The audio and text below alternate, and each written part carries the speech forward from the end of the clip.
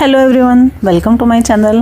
Friends, આજે ફરીથી તમારી રિક્વેસ્ટ પર એક બહુ સરસ રેસિપી લઈને આવી છું. આ છે બ્રાઉની. બ્રાઉનીની રેસિપી તો ઓલરેડી મેં શેર કરેલી છે, પણ આજે બનાવી છે ઘઉંના લોટથી બ્રાઉની. બ્રાઉનીમાં જે મેં ચોકલેટ વાપરી છે એ ચોકલેટ પણ મેં તમને ઘરે બનાવતા શીખવાડી છે કે ઘરે ચોકલેટ કેવી રીતે બને. તો એ જ ચોકલેટથી મેં આજે તમને બ્રાઉની બનાવતા શીખવાડી છે. તો આ વિડીયો તમે છેક સુધી જોજો.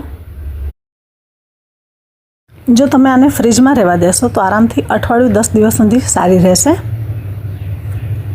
તો હું અહીંયા પહેલાં કેમેરો મારો ઓન કરવાનું ભૂલી ગઈ હતી. તમને ખ્યાલ હોય તો મેં પહેલાં જે ચોકલેટ બનાવી હતી, ચોકલેટનું આપણે જે લાઈવ સેશન લીધું હતું, આ એ જ ચોકલેટથી મેં બ્રાઉની બનાવી છે. એટલે તમારી પાસે જો ડાર્ક કમ્પાઉન્ડ ના હોય, મિલ્ક કમ્પાઉન્ડ ના હોય, તો તમે ઘરે પણ ચોકલેટ બનાવીને એને પણ આવી રીતે બ્રાઉનીમાં વાપરી શકો છો. તો આજે એ જ ચોકલેટથી હું તમને બ્રાઉની બતાવવા જઈ રહી છું. આજે આપણે મિલ્ક ચોકલેટ બનાવી હતી એ છે. જે લોકોએ એ રેસિપી ના જોઈ હોય તો મારું લાઈવ સેશનમાં ચોકલેટની રેસિપી અપલોડ કરેલી જ છે, વિડીયો છે જ મારી યુટ્યુબ ચેનલ પર. તો તમે ત્યાં જોઈ શકો છો કે મેં આ ચોકલેટ કેવી રીતે બનાવી હતી. અને આ થોડી ઠંડી હતી તો મેં જે મારી પ્લેટ છે એને અડધી મિનિટ માટે માઇક્રોવેવ કરી લીધી હતી. એટલે બધી ચોકલેટ સરસ થોડી મેલ્ટ થઈ ગઈ છે. આ છે ડાર્ક ચોકલેટ. ફ્રેન્ડ્સ, આ બહુ જ સરસ રેસિપી છે. આજ સુધી તમે ક્યારેય કદાચ આવી રીતે બ્રાઉની બનતા નહીં જોઈ હોય, અને ખાસ કરીને જો જોઈ હશે તો કમ્પાઉન્ડથી બનાવેલી હશે, પણ ઘરે બનાવેલી ચોકલેટથી પણ બ્રાઉની એટલી જ સરસ બને છે, કદાચ એના કરતાં પણ વધારે સરસ બને છે. કેમ કે તમે જોયું હતું કે આ જ્યારે મેં ચોકલેટ બનાવી ત્યારે ચોકલેટમાં મેં પ્યોર બટર વાપર્યું હતું, એટલે એનો ટેસ્ટ ખરેખર બહુ સરસ છે. તો અહીંયા હું 1 કપ ઘઉંનો લોટ લઉં છું અને વજનથી જુઓ તો 150 ગ્રામ. જી હા ફ્રેન્ડ્સ, આજે આપણે જે બ્રાઉની બનાવવા જઈ રહ્યા છે એ ઘઉંના લોટથી બનાવીએ છીએ, મેંદો નથી વાપરતા. 1 ટીસ્પૂન લીધો છે બેકિંગ પાવડર, 1/2 ટીસ્પૂન લઉં છું બેકિંગ સોડા, અને સાથે લઉં છું 1/4 ટીસ્પૂન કોફી પાવડર જરૂર નાખજો, કેમ કે બ્રાઉની જ્યારે આપણે બનાવીએ ત્યારે કોફીનો એમાં ઉપયોગ થતો જ હોય છે, અને એનાથી જ એનો ફ્લેવર વધારે સરસ આવતો હોય છે. જો કોફી ના હોય તો તમે સ્કીપ કરી શકો છો, કાં પછી જો તમારી પાસે કોફીનો એસન્સ હોય તો પણ ચાલે. બધી જ વસ્તુ આપણે એકવાર સરસ મિક્સ કરી લઈએ. ફ્રેન્ડ્સ, આજે આપણે ઘઉંના લોટથી જે બ્રાઉની બનાવીએ છીએ, તમે બનાવ્યા પછી કોઈને પણ ખવડાવશો તો કોઈને ખબર બી નહીં પડે કે આ ઘઉંના લોટથી બનેલી છે. ખરેખર એટલી સરસ બ્રાઉની બને છે. અહીંયા મેં લીધું છે અડધો કપ દૂધ અને 1/4 કપ લીધું છે ફ્લેવરલેસ તેલ, અને સાથે છે 1/4 કપ દળેલી ખાંડ. દળેલી ખાંડ અહીંયા મેં લીધી છે 125 ગ્રામ, 1/2 ટીસ્પૂન વેનીલા એસન્સ. અને જો કોફીનું એસન્સ નાખતા હોય તો 2 ટીપા નાખજો જોડે, અને 1/4 ટીસ્પૂન તમે નાખજો વેનીલા એસન્સ. બધું જ સરસ એકવાર મિક્સ કરી લેવાનું છે. એ પછી આપણે એમાં ધીરે ધીરે જે ઘઉંના લોટની અંદર આપણે જે baking powder, baking soda mix કર્યું છે એ બધું જ ડ્રાય મિક્સ આપણે આમાં એડ કરી દઈએ છીએ. કેમ કે 1 જ કપ છે એટલે વાંધો નહીં આવે. જો વધારે હોય તો તમારે 2 બેચમાં લોટ નાખવાનું રહેશે. બિલકુલ ગાંઠા ના પડે એ રીતે આપણે અહીંયા આપણું ખીરું રેડી કરવાનું છે. તમે જુઓ, આપણે જે દૂધ અને તેલ લીધું છે એ પરફેક્ટ કન્સિસ્ટન્સી છે. કેમ કે આપણી જે ચોકલેટ છે એ પણ થોડી સોફ્ટ છે. પછી જ્યારે આપણે એમાં ચોકલેટ મિક્સ કરીશું ત્યારે જરૂર લાગશે તો એમાં આપણે દૂધ નાખીશું. પણ હમણાં જે આપણું જે બેઝિક આપણું જે ખીરું બનાવ્યું છે એ આ જ કન્સિસ્ટન્સીનું હોવું જોઈએ. અત્યારે મેં 2 બાઉલમાં 1-1 ચમચા ખીરું લઈ લીધું છે. ફ્રેન્ડ્સ, ફરી એકવાર તમને રિક્વેસ્ટ કરીશ કે જો હજી સુધી તમે મારી ચેનલને સબસ્ક્રાઈબ ના કરી હોય ને તો પ્લીઝ કરી લેજો, અને સાથે બેલ આઇકન પણ જરૂર પ્રેસ કરજો, જેથી મારી બીજી કોઈ પણ નવી રેસિપી આવે તો એની સૌથી પહેલી નોટિફિકેશન તમને મળતી રહે. મારા 3 બાઉલમાં 1-1 ચમચો ભરીને ખીરું લઈ લીધું છે મેં. હવે 1 બાઉલમાં હું નાખું છું મારી વ્હાઈટ ચોકલેટ.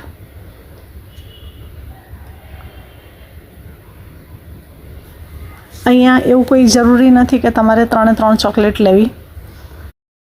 તમારી પાસે એકલી વ્હાઈટ હોય તો પણ ચાલે, ડાર્ક હોય તો પણ ચાલે, મિલ્ક હોય તો પણ ચાલે. પણ મારી પાસે 3 ચોકલેટ બનાવીને રેડી હતી એટલે મેં 3 ચોકલેટનો ઉપયોગ કરીને બ્રાઉની બતાવી છે. તમે કોઈ પણ 2 ચોકલેટ લેશો તો પણ ચાલશે, 1 હશે તો પણ ચાલશે, પણ ઘઉંના લોટથી જરૂર બનાવજો. 1 બાઉલમાં મેં વ્હાઇટ ચોકલેટ એડ કરી છે, 1 બાઉલમાં ડાર્ક ચોકલેટ અને 1 બાઉલમાં મિલ્ક ચોકલેટ. હવે તમે જુઓ, જે વ્હાઇટ ચોકલેટવાળું જે આપણું બાઉલ છે એમાં આપણે એકદમ સરસ અને ખીરા સાથે મિક્સ કર્યું છે, તો એની કન્સિસ્ટન્સી અને આપણી ડાર્ક ચોકલેટ અને મિલ્ક ચોકલેટની કન્સિસ્ટન્સીમાં બહુ જ ફેર છે, કેમ કે વ્હાઇટ ચોકલેટમાં આપણે કોકો પાવડર એડ નથી કર્યો, અને હંમેશા જ્યાં કોકો પાવડર હોય ત્યાં તમારે એક્સ્ટ્રા થોડું દૂધ લેવું પડે, એ નિયમ જ છે. તમે જુઓ, ડાર્ક ચોકલેટ અને મિલ્ક ચોકલેટ, ખીરું કેટલું હાર્ડ થઈ ગયું છે. હું અહીંયા બંને બાઉલમાં 1 ચમચી હમણાં દૂધ એડ કરું છું. અહીંયા એવું કોઈ ફિક્સ માપ નથી કે 1 ચમચી કે 2 ચમચી, તમે તમારી રીતે, તમને ખીરાનો આઈડિયા આવી જવો જોઈએ કે મારે એમાં કેટલું દૂધ જોઈશે. મને અત્યારે જરૂર લાગે છે તો મેં 1 ચમચી જ દૂધ એડ કર્યું છે. જો તમને લાગે કે મારે હજી અડધી ચમચી દૂધ જરૂર પડશે તો તમે નાખી શકો છો. અત્યારે મેં મારા ઓવનને 180 ડિગ્રી પર પ્રીહીટ કરવા મૂકી દીધું છે અને બંને રોડ ઓન કરી દીધી છે. સૌથી પહેલાં મેં અહીંયા બેકિંગ ટ્રેમાં નીચે ડાર્ક ચોકલેટવાળું જે ખીરું હતું એ પાથર્યું છે. એની ઉપર હું મિલ્ક ચોકલેટનું ખીરું છે એને પાથરીશ.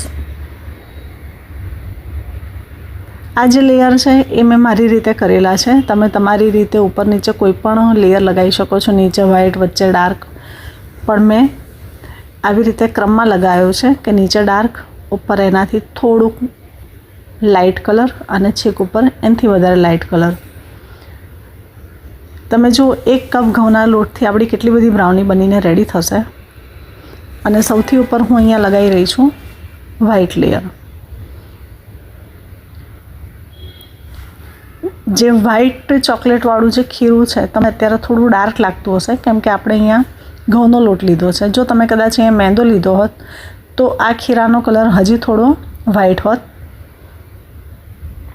પણ કંઈ વાંધો નહીં. ઘઉંના લોટની પણ બ્રાઉની એટલી જ સરસ બને છે. તમે આવી જ રીતે કેક પણ બનાવી શકો છો. જ્યાં મેંદો વપરાતો હોય ત્યાં તમે ઘઉંનો લોટ લઈ શકો છો, પણ ઘઉંના લોટમાં હંમેશા એક જ વાતની પ્રોબ્લેમ આવતી હોય છે કે એમાં કલર થોડોક ડાર્ક થઈ જતો હોય છે, બાકી કંઈ વાંધો નથી આવતો. મેં અહીંયા એક ટૂથપીક લીધી છે અને આવી રીતે બધી જ જગ્યાએ એને થોડી માર્બલ ઇફેક્ટ આપું છું. ટૂથપીકની જગ્યાએ કોઈ અણીદાર છરી હશે તો એનાથી પણ તમે ઇફેક્ટ આપી શકો છો. હું આની ઉપર અત્યારે લઈ રહી છું ચોકલેટ ચીપ. તમારે ચોકલેટ ચીપ નાખવી હોય તો, ઓરિયો બિસ્કિટ નાખવા હોય તો, જે કંઈ પણ તમે નાખશો સરસ જ લાગશે. ઓપ્શન મેં તમને આપ્યા છે. અહીંયા ઓવન એકદમ સરસ પ્રીહીટ થઈ ગયું છે અને તમે જુઓ, મારું ટીન અડધું જ ભરાયું છે. એને હું 30 મિનિટ માટે 180 ડિગ્રી ઉપર રહેવા દઉં છું. એક્ઝેક્ટ 30 મિનિટ પછી તમે જુઓ, આપણી બ્રાઉની બનીને રેડી છે. એ ફૂલીને ખાસી બધી ઉપર આવી ગઈ હતી અને અત્યારે અંદરથી થોડી સોફ્ટ લાગે છે, પણ જેમ ઠંડી થશે એમ એનો શેપ લઈ લેશે, કેમ કે આપણે ઘઉંના લોટથી બનાવી છે અને પ્લસ આની અંદર આપણે ચોકલેટ વધારે નાખી છે, એટલે કાચી તો બિલકુલ નહીં રહે. તમને પહેલાં થોડી સોફ્ટ લાગશે, પણ જેમ જેમ એ થોડી ઠંડી થશે 10-15 મિનિટ પછી એની જાતે જ એ થોડી સેટ થઈ જશે. એકદમ ઠંડી થઈ જાય એ પછી આપણે એને અનમોલ કરવાની છે. તો મેં આને 1 કલાક પછી અનમોલ કરી છે. તમે જુઓ, નીચેથી એકદમ ડાર્ક, જે આપણી ડાર્ક ચોકલેટ જે આપણે ઘરે બનાવી હતી એનું રિઝલ્ટ છે. આપણે આમાં કોઈ એક્સ્ટ્રા કોકો પાવડર નથી નાખ્યો. જે કલર છે એ આપણી ચોકલેટથી જ કલર આવેલો છે. આપણી બ્રાઉની બનીને રેડી છે. હું એના ફટાફટ કટ કરી લઉં અને તમે જુઓ, બ્રાઉનીનું ટેક્સચર કેટલું સરસ છે. આ બ્રાઉની ખાવાની ખરેખર બહુ મજા આવશે, કેમ કે એક્સ્ટ્રા ચોકલેટી છે. આપણે જ્યારે ચોકલેટ બનાવી ત્યારે એમાં એટલું બધું બટર નાખ્યું હતું, એટલે તમે જુઓ, બ્રાઉની અંદરથી પણ કેટલી સરસ એકદમ સોફ્ટ છે અને ખાવાની મજા આવશે તમને. ખરેખર આ રેસીપી બહુ જ સરસ છે. તો ચાલો ફરી મળીએ આવી એક નવી રેસીપી સાથે. ત્યાં સુધી આપ સૌને બાય બાય.